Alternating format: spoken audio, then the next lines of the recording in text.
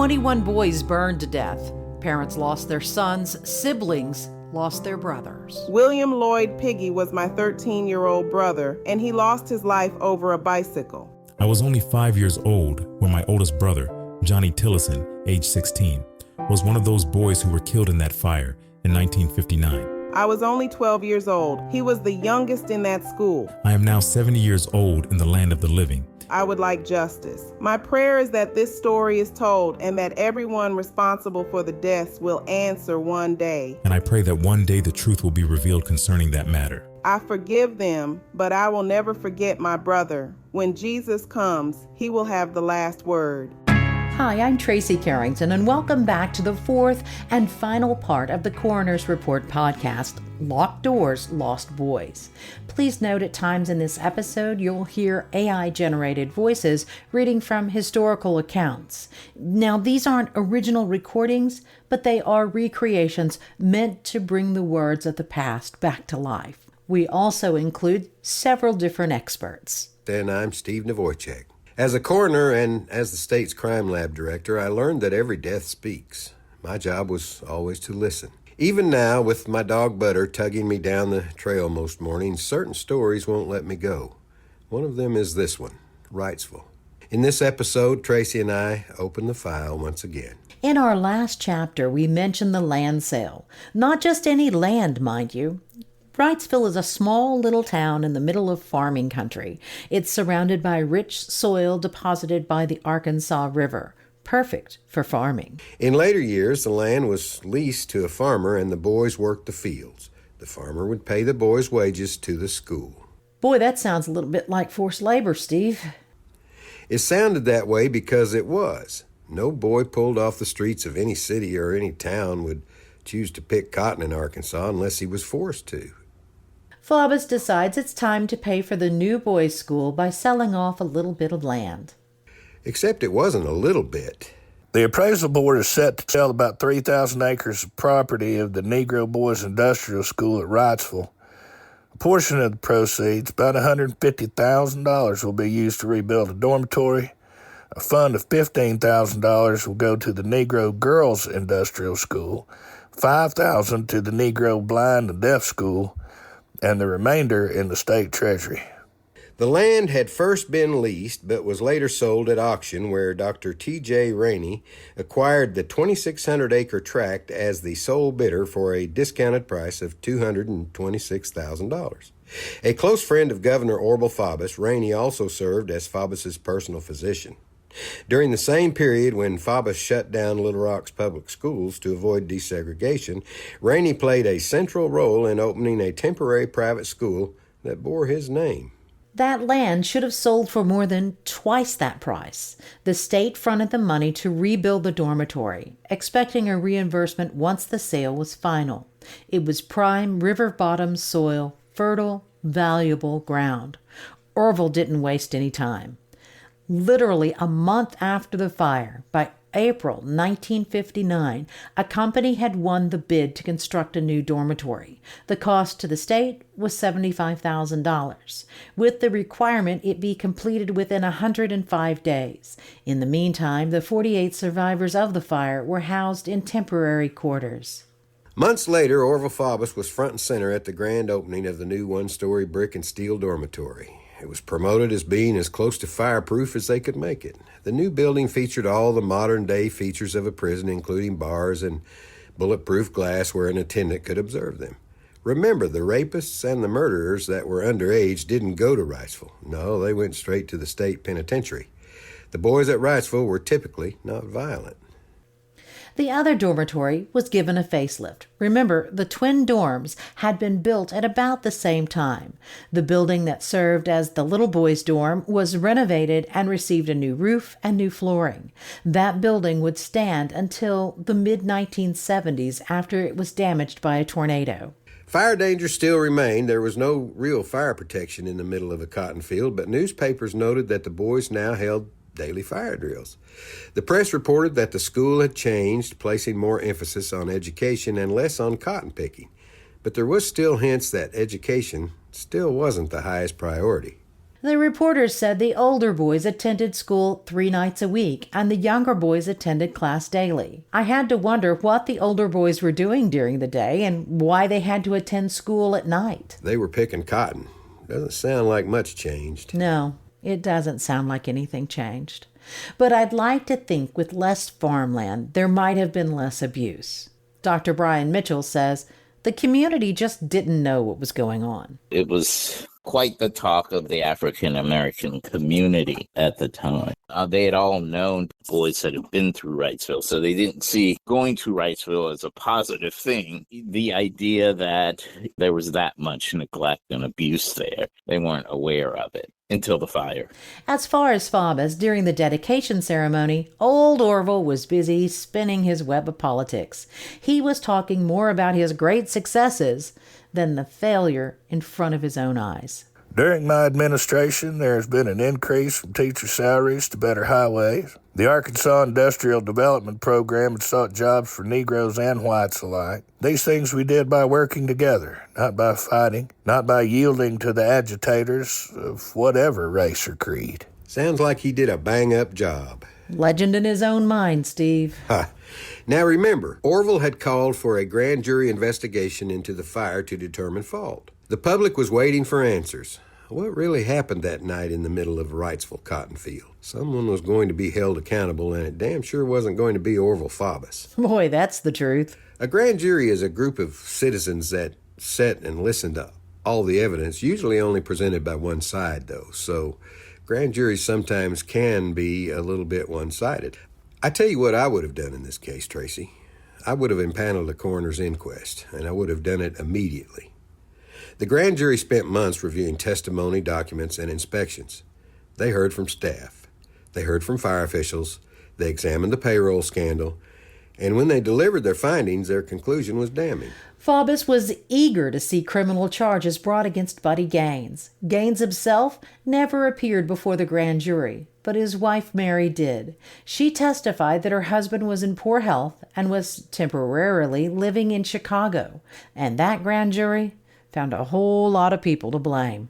The blame can be placed on lots of shoulders for the tragedy. The board of directors, the superintendent, the staff, the state administration, who allowed the conditions to remain so disreputable. The General Assembly, who should have been so ashamed of conditions they would have allowed sufficient money to have these corrected. It is most unfortunate that it takes a great tragedy to awaken responsible people to their duty to these derelict boys. Responsibility for the fire rests in the people of Arkansas who did nothing about it. Responsibility was spread so thin that no one carried it. The official finding was that no one was responsible because everyone was. What? Some people felt this all boiled down to the differences between the races. Judge Stephen Teske explains. What we have here is a 5th and 14th Amendment equal protection problem. Because the state treated them differently, even though they're similarly situated, is an equal protection problem. 21 died because they were black. These 21 black kids would never have died if they were treated as white kids and were not there in the first place. There was always a difference in how sentences were handed down to black kids versus white kids and how they were treated with incarceration. Marlon Weems reminds us. When I tell people about it, they're like, well, that can't be because, segregation was 100 years ago. And no, it wasn't. For families, the findings from the grand jury report were hollow. Parents buried their sons and then turned to the State Claims Commission. They weren't just after money. They wanted an acknowledgement from the state. A simple apology. The state resisted, as it always does. Sovereign immunity, bureaucratic red tape, more bullshit, more bullshit, more bullshit, and the argument that tragedies can't always be prevented all stood between grieving families and accountability. The families asked for $600,000 in damages for the death of the 21 kids. During all the reports and the grand jury testimony, more evidence is revealed that sheds new light on what actually happened. Charlie Meadows and Ed Scott were just barely teenagers, but they had been named trustees, which most likely saved their lives. Charlie said he was sleeping either in the classroom or the chapel and saw lights flickering during the storm. The boys said the lights dimmed a few times, but they never went out. He woke up and saw the fire in the caretaker's office and tried to open the door to the dorm, but it was locked. He ran outside and removed a window screen, and both boys ran for help. Fire expert Keith Hulse says the fire didn't just start at 3 a.m. The boys woke up at 3:15. We saw a fire, but that could have been smoldering for a while and then burning before these kids actually smelled something that made them wake up. There were a couple of things that stood out with Superintendent Gaines. Remember, he said he received a call at 3:15 a.m. that the dorm was on fire. That's right. As superintendent, Buddy Gaines' employment included a residence on the Wrightsville campus, but he and his wife Mary also maintained a home in Little Rock at 1101 Cross Street. That house still stands today. There is no record of any kids running to the Gaines residence. Instead, survivors recalled going directly to Lee Austin's house, where they woke up his wife, Clara. It's worth noting that the drive from the Gaines home in Little Rock to Wrightsville took about 15 minutes. Buddy had time to get dressed, pull on his pants, and make the drive out to Wrightsville in time to see the roof falling in, like he said in his statement to the press the morning of the fire. The records don't make it clear whether the Gaineses were expected to spend the night on campus. At the time, no one believed that a disaster of this scale could ever happen.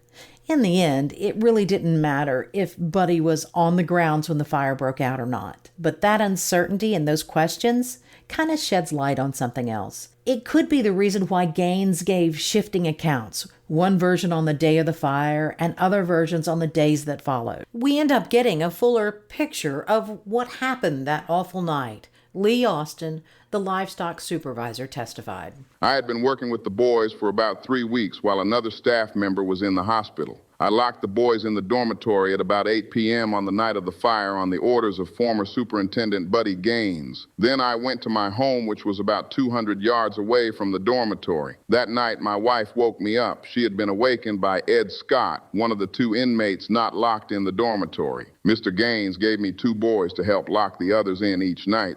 Those 2 boys were sleeping in the classroom and one in the chapel. By the time I got to the dormitory, the roof was ready to fall in. That morning at about 11 a.m., Mr. Gaines told me to make a statement that I was in the building that night, but that when lights began flickering, I went to my house to get a flashlight, and when I got back, the building was on fire. But none of that was true. I had not been ordered to sleep in the dormitory with the inmates. The way the building sat on the land created a huge blind spot for the staff cottages. From their windows, they could see the opposite wing of the U-shaped structure, but not the dormitory wing or the caretaker's office. That meant the fire could have been burning for some time before anyone noticed. And with the severe thunderstorms rolling through the area that night, it's unlikely anyone had their windows open to smell the smoke. Clara Austin, Lee's wife, who was a cook at the school, she says they dressed quickly, but when they got to the building, it had almost collapsed. Lee had even more to say. There were never any fire drills since I started working at the school. I had been told there were fire extinguishers in the dormitory, but I never saw them used. Charlie Meadows, the trustee, remembered those fire extinguishers. They questioned me on if those 2 fire extinguishers were working in the dormitory. I testified they were not. The state's attorney asked me how I knew they weren't working. I told him we done tried them. The attorney asked if we were authorized to use the extinguishers, and I told him we had not been, but we had tried to mess with them on the sly. Remember, Captain W.A. Seaton of the Little Rock Fire Department said the alarm came in at 3:30 a.m. But because the blaze was outside the city, there was hesitation. Calls bounced between the firehouse and the city manager's office before a truck was finally cleared to go. Engine 13 rolled out of the firehouse at 4:33 a.m., a full hour after the call came in for help. By the time they reached Wrightsville, it was 4:45. And even then, another 45 minutes slipped away as they positioned the truck to pump water out of the pool. It was 5:30 in the morning before a drop of water touched the fire, 2 hours after it was reported. I also have to wonder if the telephone rang at the governor's mansion too, because it sure didn't take old Orville long to put on some pants and head to Wrightsville. He arrived on the scene as the sun was rising. The fire crews were left with just cooling down the hot spots. The dormitory was gone, reduced to rubble and ash, and what was left of the dorm smoldered while crews poured water on the hot spots. Nothing stood. It was all gone except for the chimneys. When the officials walked through the ruins, they found 18 boys pressed together at a rear window, 2 more in the middle of the room, and by the doorway, Jesse Carpenter. He'd kicked the door open trying to lead the boys out to safety, and he died where he fell. As fast and as hot as that fire was, I'm not sure a fire truck at the scene by 3:45 a.m. would have even saved the boys, but a key damn sure would have. Most of the families were represented by attorneys, but one attorney took the lead. It was none other than former Governor Sidney McMath. These boys were committed to the school for crimes that didn't affect their nervous system or their sensory systems. They were still able to feel pain and fear death. The increasing intensity of the heat of the fire was like hell itself. There is nothing more horrible than being burned alive by fire. McMath knew the path to the biggest payout wasn't in polite words. It was in testimony that cut deep, testimony so brutal it could not be ignored. 15-year-old Charles White was at the school because he had been convicted of stealing a damned bicycle. His mother testified before the commission. Me and my husband, Sam, we adopted Charles when he was barely 8 months old and raised him as if he were our own, but we never officially adopted the boy. I heard about the fire at 6 a.m. that morning, but I didn't know if my boy was in the fire. The school and the board kept the names of the dead secret for 36 hours after the fire. In his research, historian Griff Stockley uncovered the story of victim Charles White. His mother worked for a white family whose son was about the same age as Charles. The two children played together and often rode bicycles. When the white kid got a new bike, the family gave his old bike to Charles. But a neighbor reported the bike as stolen. Dr. Brian Mitchell explains. Later, they were like, look, we're really sorry. This is all a misunderstanding, but they still sent them there. It's like, okay, we got a bed, and he's extra labor, so we'll take him. Charles was charged with theft, found guilty, and sent away to the industrial school. Marlon Weems still has trouble understanding kids being sentenced so harshly. It's difficult just to think that these were children that might have stolen some candy from the store or, just some minor thing, and that's where they end up. And yeah, it's hard to imagine. The families filed claims totaling $500,000. In the end, they didn't get anywhere close to that. When the dog and pony show finally wrapped up, the chairman faced the press. Yes, the hearings were over, he said, but the commission would be taking its sweet time studying the briefs through the summer before handing down a ruling. He insisted the family's claims weren't being held up on purpose. And then came the kicker. Any award, if it was granted, wouldn't be payable until the next legislative session in 1961. Unreal. These families had already lost so much, and now they were being told to wait. Months of waiting just to learn if they'd see anything at all, or if there would be an apology. Finally, after the summer was over, the Claims Commission made their decision. The families asked for $600,000, but they were awarded only $87,000 for the deaths of the 21 boys, and there was no apology. Each award was a little different. Some received more than others, and of course there were legal fees. Ultimately, there is a settlement for the boys' families, and the settlement is quite meager, a few $1,000s. However, most of the money went to attorney's fees. And after talking with one of the boys' families, his mother goes to cash a check at a check cashing place, and she leaves with like $400 or $500. The attorneys took half the money, and some families reported they received less than $1,000. $1,000 in 1959 was equal to about $10,000 in today's dollars. The parents mourned their children, and the community moved on. Marlon Weems was born the year before the fire and grew up in central Arkansas. Even as a boy, he knew one thing for sure. He didn't want to end up in the industrial school. Kind of almost like a boogeyman story, that when we would get out of line, it was sort of a threat. I'm going to send you to the boys' industrial school. If you don't straighten up, that's where you're going to end up.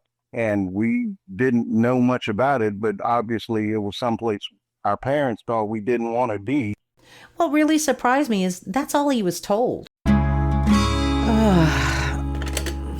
It's morning. Again. You've hit that snooze alarm 3 times, your cat is sitting there judging you, and your normal coffee tastes like sadness. Enter BadRabbit.coffee, roasted right here in Western Pennsylvania in small craft batches because life's too short for mediocre caffeine. And BadRabbit.coffee will ship it straight to your door. Yes, worldwide. So even if you're hiding from adulthood in another time zone, you can still start your day like a civilized human. Tastes like motivation. Get your monthly coffee fix at BadRabbit.coffee. Just remember, it's not BadRabbit.com.net, it's BadRabbit.coffee. Because mornings are hard enough. Marlon never knew about the fire until he was well into adulthood.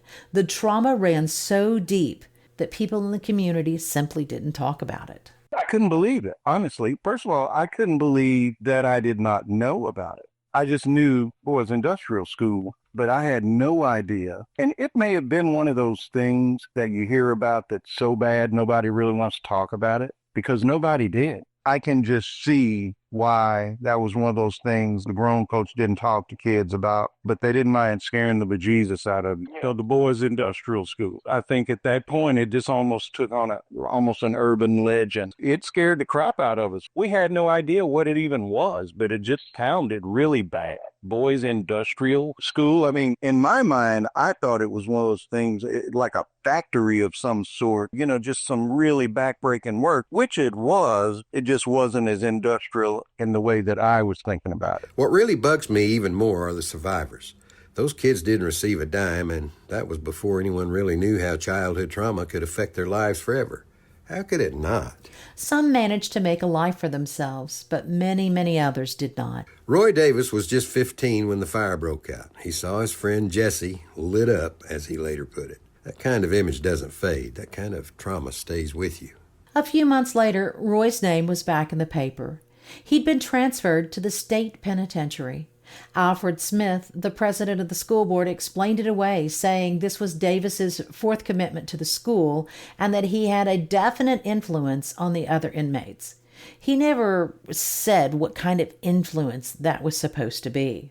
There was always a question about this transfer. Roy Davis was one of the boys prominently quoted in the paper, and some felt his transfer was because he did speak openly about the fire. But there is no proof one way or another to substantiate that claim. Roy Davis was sent to the state pen just after his 16th birthday. Dr. Mitchell says it's hard to say how these boys' lives might have been different. It's hard to suggest and say, okay, this person would have had a wonderful life if this event didn't happen. We would like to believe that the Wrightsville event had this huge impact. So many of the survivors were hard to trace because, like Roy, they ended up caught in the prison system, but there were some who managed to stay out of prison and live a productive life. In 2008, Davis told the Arkansas Times he'd first been sent to the school for shooting a .22 at a train. He said it was actually his friend who pulled the trigger, but he was the one who'd gotten caught. The intake log, though, was simpler. It simply listed the reason as delinquency. Davis spent much of his life tangled up with the law, arrests for stolen property, theft, and more. Then in 1988, it escalated. He was convicted of murdering his former lover's new boyfriend. She had called the man over after Davis threatened to burn her house down. Davis denied killing the man. According to historian Griff Stockley in his book Black Boys Burning, former Superintendent Buddy Gaines was left a broken man. His family moved to Chicago, where he lived the rest of his life as a recluse. His son, Lester Gaines Jr., the same age as the boys who died in the fire, went on to become an educator there. Buddy Gaines, the superintendent, made one mistake. One hideous mistake.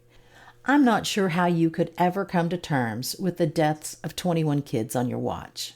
Buddy Gaines died in Chicago in 1968. When Buddy Gaines died, his body was shipped back to Little Rock. His obituary called him a teacher, but made no mention of his years at Wrightsville.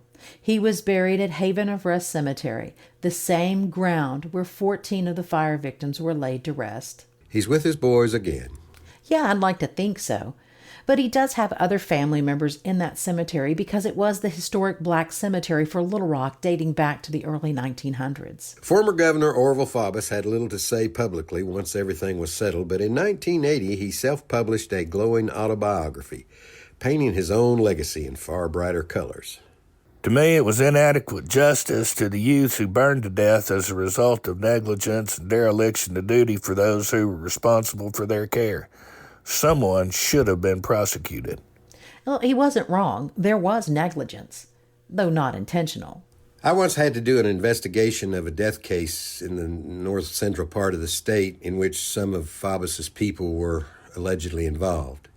So I scheduled an appointment with him to talk to him about it. When I got there, I had about an hour and a half with him, and for almost an hour, all he did was qualify everything that he had done during his administration and telling me how the things that he did were good for people. And he specifically mentioned young people, that everything he did in his life was meant to help young people. He was, after all, a teacher. It's just a haunting story. Want to guess who wasn't haunted? Orville Eugene Faubus. Old Orville kept playing politics until 1967, when he finally saw the writing on the wall and chose not to run for re-election. The old guard was finished, but that didn't stop him. Through the 1970s, Faubus tried 3 different times to draw his way back into the governor's mansion, and 3 times he failed. Dr. Brian Mitchell believes the fire not only ended the lives of the boys, but it also cut short Faubus's career aspirations.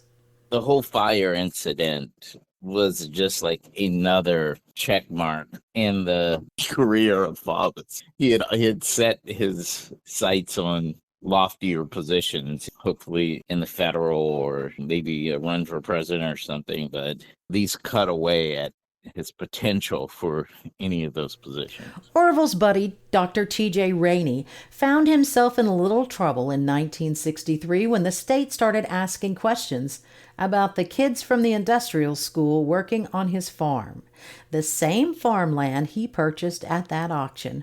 Rainey explained he paid the school to hire the boys out, and the school paid the boys directly. He had nothing to do with paying those boys. Sounds like someone was making a profit, and I bet it wasn't the boys. That same year, Dr. Rainey went before the county planning board to pitch his idea of creating a subdivision called Paradise Acres on the land he owned surrounding the industrial school. Today, there's no sign of a subdivision. Paradise Acres. That's what he was going to call this subdivision that was within sight of the school just 4 years after 21 boys burned to death. What in the hell was he thinking? I can't imagine why anyone thought this was a good idea. Sadly, just 2 years later, Dr. Rainey died in August of 1965 in a horrific car accident that took the lives of his wife and his son. Orville Faubus was quoted in Dr. Rainey's obituary. Dr. Rainey was a fine, public-spirited man. He was one of the kindest individuals I've ever known. In all of the different circumstances of which I observed him, he was always calm, quiet, and friendly. He was a rare individual of sterling quality. In 1973, Dr. Rainey's estate sold 2,600 acres to Winrock Farms. Ironically, Winrock Farms was owned by yet another former Arkansas governor, Winthrop Rockefeller. Yeah, that Rockefeller family. Many years later, Lavinia Lawrence Long, mother of a fire victim, Lindsay Cross, and Frank Lawrence, Lindsay's baby brother, were interviewed in the Jackson Free Press. She was 81 years old, and 50 years had passed since the death of her son. My Lindsay was a good boy. Didn't nobody call me when that school caught on fire? Didn't nobody come there and tell me? The fire was bad. It's a hurt still. All I could do was cry and pray. Lindsay Cross had a younger brother, Frank Lawrence. For years, Frank dug into the fire and its aftermath. He was convinced something darker was at play, a scheme tied to the land deal that followed the fire. Dr. Brian Mitchell remembers hearing those whispers. A lot of people were speculative about the fire and whether it was an intentional fire or whether it was purely accidental. So I would say a 70-30 split. It wasn't based on any information that they knew. It's just their perspectives of black and white relations at the time. We looked into it too, but never found solid proof. What's certain is that families carried that burden for decades. Marlon Weems also investigated the allegations. You can't really prove it, but there was obviously a lot of backdoor dealing going on. You just can't imagine the idea that somebody would torch a building full of kids. I would hope, as much of a segregationalist as he was, that would be where he would draw the line. As time went on, the public forgot about the boys, but their families did not. I still feel it. I've got his picture by my bed, hanging up in the corner. I look at it and pray every day. That's all I can do now. Lavinia died in 2017, 58 years after her son's death. The school itself kept operating well into the late 1970s. Along the way, it changed names, and by the late 60s, it was integrated. I can't help but wonder what Orville thought of that. Oh, I'm betting he wouldn't have been pleased. I think you might be right on that one, Tracey. Occasionally something would happen out there and there would be some mention in the paper. With prison reform of the 1960s, a change occurred on the campus. Instead of sending violent teenage offenders into adult prisons, they came to Wrightsville. So the nonviolent offenders were housed with kids with real problems. Horrific stories of physical and verbal abuse and even shock treatments came out in the early 70s, and yet another superintendent was replaced. The fire was never mentioned again in the press until Griff Stockley began researching.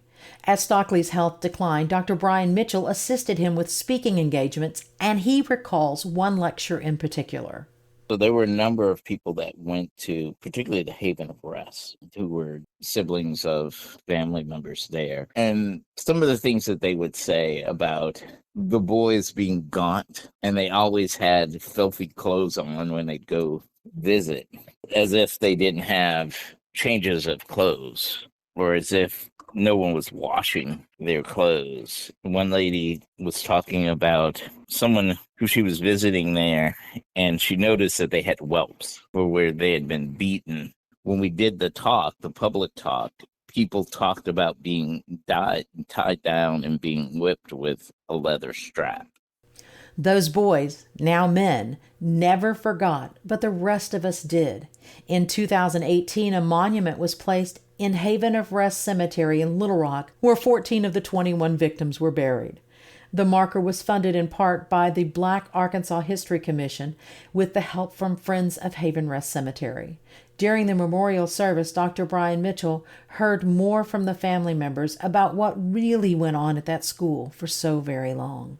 It's not a pretty picture that either the people who had been there as children painted or the families. And a lot of families said they knew something was going on, and they'd ask the kids and they'd cry and they'd not want to tell them the truth. By the late 1970s, the remaining boys in Wrightsville were shipped off to a new facility in Alexander, Arkansas. The governor had a new plan for Wrightsville. Today, nothing remains of the old buildings. New ones have gone up in their place. The scorched ground where those boys died is now part of the Arkansas Department of Corrections. The facility houses up to 850 men. On site, there are programs for education and retraining.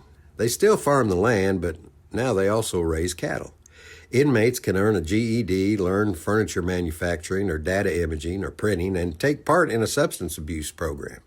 Juvenile justice reform did change many policies in the state, yet Judge Stephen Teske still sees many parallels.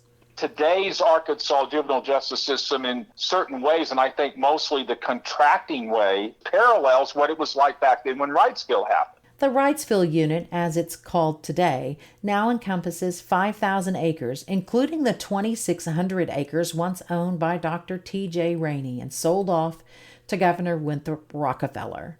Rockefeller sold it back to the state in the late 1970s. The road to the prison today is named Rainey Drive, after Dr. Thomas Jefferson Rainey. In 2019, a monument was installed at the prison, remembering the 21 boys who died. Their names, their stories should never be forgotten. Frank Barnes, age 14, of Lake Village, convicted of possessing stolen liquor. Frank was named after his maternal grandfather. R.D. Brown, age 15, of Emerson, convicted of burglary of a safe. Jesse Carpenter Jr., age 18, of Forest City, convicted of unlawful entry. His mother died a few years after the fire. Jesse was the oldest fire victim. Joe Charles Crittenden, age 16, of Blytheville. He entered the school in the fall of 1956 and was paroled the following year. Yet instead of returning home, he remained at the institution. Little is known about his family or what kept him there, but his name is among the 21 who lost their lives. Lindsay Cross, age 14, of North Little Rock, convicted of theft from a grocery store along with his classmate Carl Thornton. Both would die in the fire. John H. Daniel, age 16, of El Dorado, convicted of the theft of 2 pistols.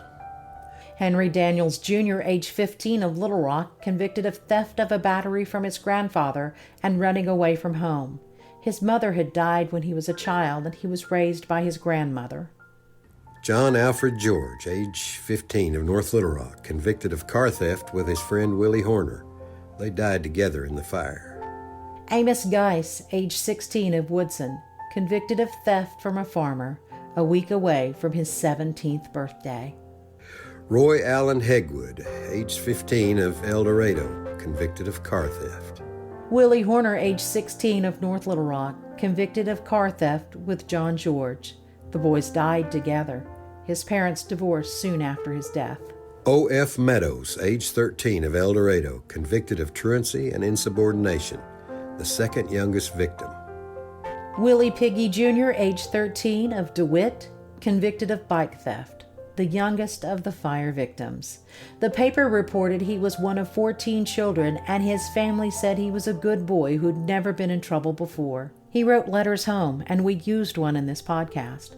Remember, his family said that this was just a misunderstanding by the police. He'd been given the bike. Roy Chester Powell, age 15, of Forest City, convicted of armed robbery. His parents were young sharecroppers with 6 children.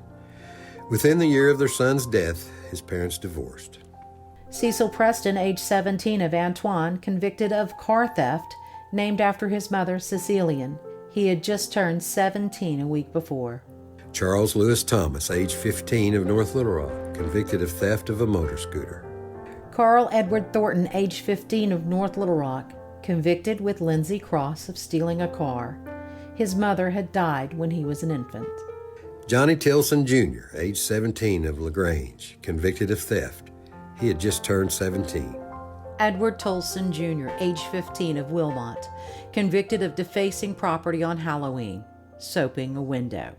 Named after his maternal grandfather, 4 years after his death, his younger brother Albert died after being hit by a car while crossing the street. Charles White, age 15, of Malvern, convicted of bicycle theft. Willie Lee Williams, age 15, of Helena, convicted of theft of a radio. He died just weeks before his 16th birthday.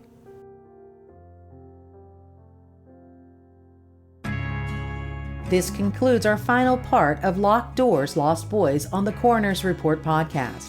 If you like what you've heard, please like, follow, and share. You can find us at coronersreport.net or on any social media platform at the Coroner's Report podcast. Thanks goes out to our voice actors J.D. West, Alan Prather, and Savvy Valentine. Special thanks to Keith Hulse, Judge Steve Teske, Marlon Weems, Dr. Brian Mitchell, Jim Hawley, and Guy Lancaster. This episode would not have been possible without the decades of research conducted by Griff Stockley for his book Black Boys Burning, the 1959 fire at the Arkansas Negro Boys Industrial School, published by the University Press of Mississippi. For additional context on race and history in the state, we recommend Race and Ethnicity in Arkansas, New Perspectives, also from the University of Arkansas Press. We want to thank Encyclopedia Arkansas, the Journeyman newsletter on Substack, the Butler Center for Arkansas Studies, the Bobby L. Roberts Library of Arkansas History and Art, the Central Arkansas Library System, and the University of Arkansas at Little Rock Center for Arkansas History and Culture. And with any research project, we would be lost without the Arkansas Democrat Gazette, the Arkansas Times, and AY Magazine. Copyright 2025 Aussie Grove Media Group, LLC.